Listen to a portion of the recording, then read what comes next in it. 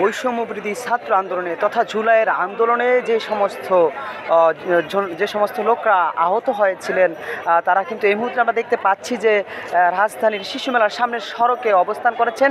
সেই 11:30 থেকে তারা এই সড়কে অবস্থান করছেন। আমরা দেখতে পাচ্ছি যে দীর্ঘ সময় ধরে কিন্তু তারা পুরো সড়ক জুড়ে অবস্থান করছেন। সড়কে কিন্তু যান চলাচল এই মুহূর্তে বন্ধ রয়েছে, যেমনটি চিত্র এই মুহূর্তে সরাসরি দেখাচ্ছি আপনাদেরকে।